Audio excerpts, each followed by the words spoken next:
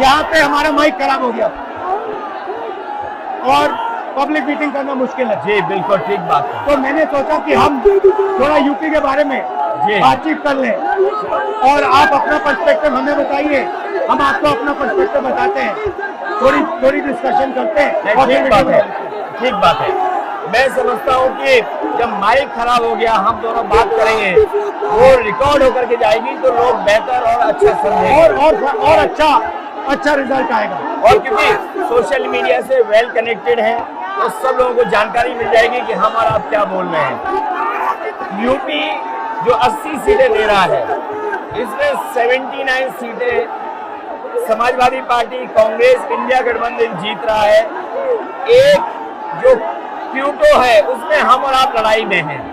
और इस बार क्यूटो नाम कैसे, जापान वाला ही है ये क्यूटो, क्योंकि जो प्रधान सांसद हैं उन्हें सपना दिखाया था काशी के लोगों को कि दुनिया की सबसे बेहतर सिटी बनेगी क्यूटो।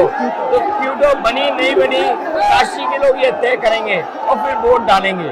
तो इस बार मन मर्जी नहीं चलनी है, मन की बात नहीं चलेगी, हमारे आपकी बात और 140 करोड़ लोगों की बात और संविधान की बात होगी। और आपने देखा, हम सब ने देखा कि यूपी को नरेंद्र मोदी जी ने बेरोजगारी का सेंटर बना दिया और इतनी बेरोजगारी की है, ये जितने बच्चे दिखाई दे रहे हैं ये वो लोग हैं दिखाओ जो अग्निवीर या पेपर जिसकी वजह से उन्हें नौकरी नहीं मिली है और ये सब रोजगार नौकरी चाहते हैं। बीजेपी ने जो झूठे सपने दिखाए थे इन्वेस्टमेंट मीट के, जो झूठा सपना दिखाया था डिफेंस एक्सपो का, जो सपने बेचे थे G20 में, लेकिन इन नौजवानों को न नौकरी मिली न रोजगार मिला, आज ये खाली हाथ हैं। तो इसलिए हमें और आप मिल के जो आपने कहा, जो इंडिया गठबंधन कह रहा है कि 30 लाख बच्चों को नौकरी दी जाएगी, उस दिशा में हम लोग काम करेंगे। और पहली नौकरी पक्की स्कीम जिसके माध्यम से हर ग्रेजुएट को नौकरी का अधिकार, बेहतरीन ट्रेनिंग और बैंक अकाउंट में 1 लाख रुपए साल के। आपने नोट किया कि मोदी जी खटाखट बोलने शुरू कर दिए। ये आपके खटाखट के बाद वो रटारट खटाखट कर रहे हैं। अच्छा आप एक बात बताइए, मुझे क्यूरियोसिटी है, थोड़ा आप अपने पापा के बारे में मुझे बताइए। जी, मुलायम सिंह यादव जी के बारे में बताइए। आपने उनसे क्या सीखा? नेताजी और उनके साथ के लोग बिल्कुल जमीनी राजनीति करते रहे। हालांकि नेताजी कुश्ती, पहलवान और गाँव के थे। कुश्ती नहीं, मैं कुश्ती नहीं कर पाया जीवन में, क्योंकि मैं मिलिट्री स्कूल में चला गया तो कुश्ती नहीं कर पाया। लेकिन नेताजी इसीलिए धरती पुत्र बोले गए कि वो जमीन की बात को समझते थे। धरती पर जो लोग हैं उनकी क्या भावना है उसको लेकर के वो आगे बढ़ाना चाहते थे। और आपका इस क्षेत्र से और इस शहर से आज का लगाव नहीं है, न जाने कितने सालों पुराना लगाव है। जो इमोशनल कनेक्ट आपका इस शहर और शहर से है वो शायद और किसी राजनीतिक परिवार का नहीं होगा।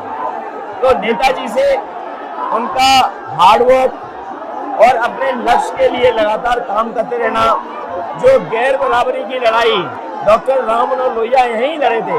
हालांकि हमारी आपकी विचारधारा की यहाँ टकराव रहा, लेकिन हमारे व्यक्तिगत या जो सिद्धांत में कभी समझौता नहीं हुआ।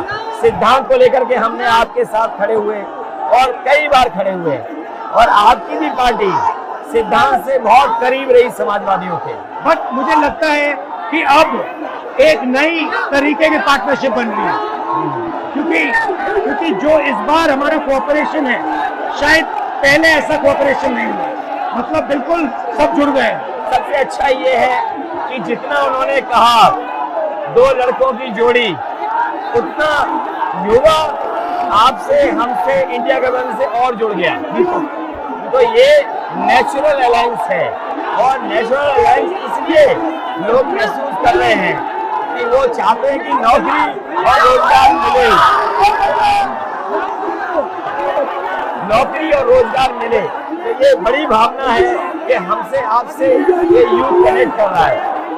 सबसे बड़ी बात, महंगाई की चोट सबसे ज्यादा इन लड़कों को लगती है। हमारी थिंकिंग है और आपकी भी है कि ये जो 22-25 लोगों को नरेंद्र मोदी जी ने पूरा का पूरा धन पकड़ा है, उसको ठीक करने के लिए जो हमारे युवा हैं, माताएं बहनें हैं, उनको डायरेक्ट बैंक अकाउंट में पैसा देना।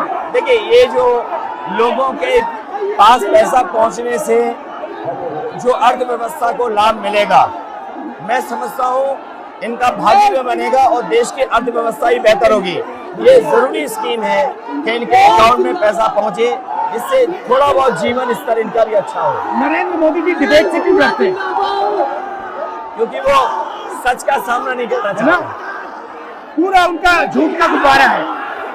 वो बीजेपी और बीजेपी के लोग मन मर्जी से चलते हैं, अपनी मर्जी से चलते हैं, और उनको लगता है कि डिस्कशन की कोई जरूरत नहीं है क्योंकि वो सब कुछ जानते हैं। डेमोक्रेसी में जितना डिस्कशन होगा, जितने विचार एक दूसरे को हम सुनेंगे और एक दूसरे पे भरोसा करेंगे, उतना हमारा लोकतंत्र मजबूत होगा। ये बीजेपी के लोगों ने न केवल हमारी जान को खतरा पैदा किया है, बल्कि लोकतंत्र को भी और संविधान को भी खतरा पैदा कर रहे हैं। और इसका नतीजा दिख रहा है कि चाइना हमारी जमीन के अंदर आ रहा है, आ गया। ये बेरोजगारी बढ़ती जा रही है, जो प्रोडक्शन होता है वो नहीं हो रहा है, और पूरा का पूरा एक्सटॉर्शन, ईडी, सीबीआई, ये लोग मतलब एक्सटॉर्ट कर रहे हैं। कई बार सुनने को मिल रहा है और सरकार स्वीकार नहीं कर रही है, लद्दाख की हमारी सीमाएं सुरक्षित हो गई, और अरुणाचल के आसपास या सीमा जो चीन से छू रही है वो बहुत असुरक्षित है।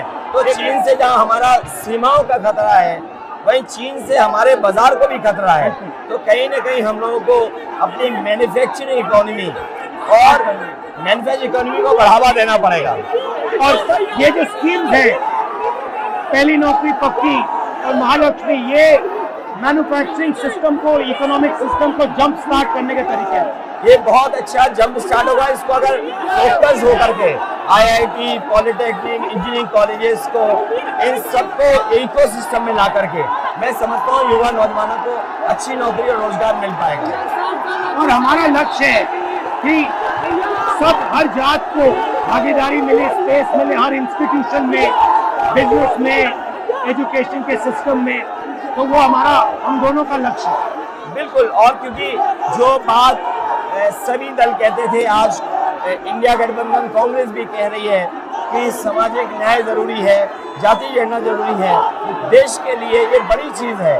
जो दुनिया में अमेरिका है, यूरोप है, अपने उन लोगों के लिए जो पीछे छूट जाते हैं, उनके लिए कुछ काम करते हैं। तो हमारा जो देश जाति के आधार पर पिछड़ा है, तो इसको आगे बढ़ाने के लिए ये बड़ी भूमिका होगी इस बार।